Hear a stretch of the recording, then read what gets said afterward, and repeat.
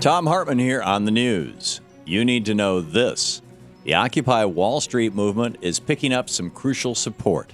Demonstrators have been camped out for 13 straight days now in lower Manhattan, but reinforcements are on the way.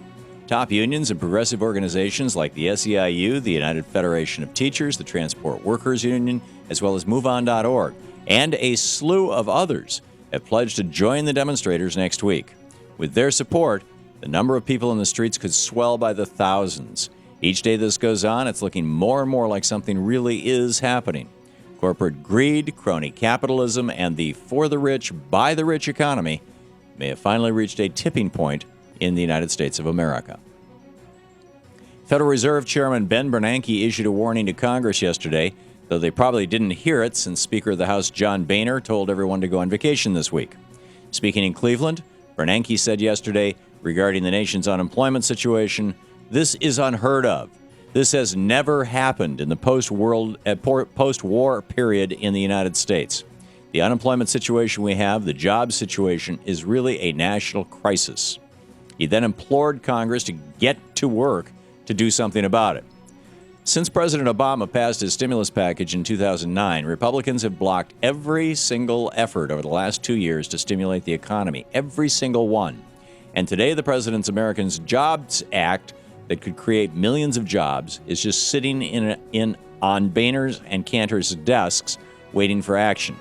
Republicans have put going on vacations, launching investigations into Planned Parenthood, and attacking the EPA all above creating jobs on their priority list. They don't care that the nation is suffering. Just like our sociopathic banksters, Republicans are dreaming of a Great Depression, just so that they can beat President Obama in 2012. In the best of the rest of the news, top leader of al-Qaeda, Anwar al-Awlaki, was killed in the mountains of Yemen today.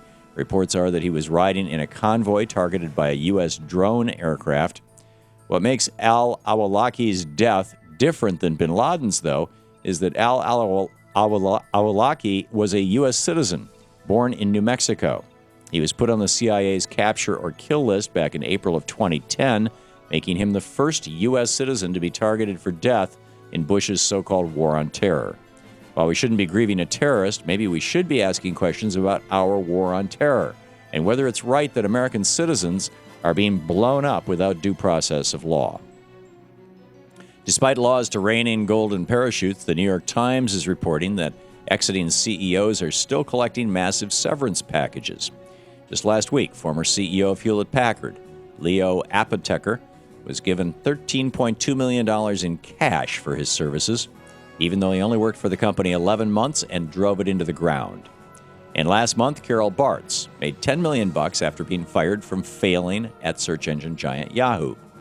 As part of the Wall Street reform law passed last year, shareholders can now have a say in how executives are paid. However, according to a report by the Institutional Shareholders Service, only 38 of the largest 3,000 public corporations have seen their shareholders vote down excessive CEO pay. No wonder people are in the streets of America today. Supreme Court Justice Clarence Thomas's jig might be up. A group of 20 House Democrats called on the Department of Justice yesterday to launch an investigation into Clarence Thomas for his failure to comply with the Ethics in Government Act of 1978. That law requires Supreme Court justices to reveal their spouse's income, yet Thomas kept hidden the fact that his wife earned $700,000 from the right-wing think tank, the Heritage Foundation, funded in large part by the Koch brothers. Not only that, Justice Thomas has yet to announce whether or not he will recuse himself when the High Court determines the constitutionality of Obamacare, even though his wife made $150,000 lobbying to repeal Obamacare. We need to do two things on the High Court today: get the corrupt justices like Thomas, Scalia, and Alito off of it, and end judicial review, which gives the High Court the power to act like kings in America without any responsibility to American voters. A Rick Perry presidency would mean fewer teachers and fewer college students. As governor of Texas, Perry cut $4 billion from the Texas budget for the upcoming fiscal year, mostly targeting education and health programs. As a result of the cuts, Texas will be forced to fire 49,000 teachers, and 43,000 students will lose at least part or all of their financial aid, including 29,000 low-income college hopefuls who will lose their entire scholarships. Of course, Texas is already at rock bottom when it comes to educating its residents. The state ranks dead last in adults with a college degree, according to estimates by the Center on Public Policy Priorities. The education cuts will result in 100,000 fewer private sector jobs. But have no worries. Rick Perry is great at creating minimum wage jobs, so all those fired teachers and students without financial aid to go on to college, they can just fall back on a steady job mopping burger joints.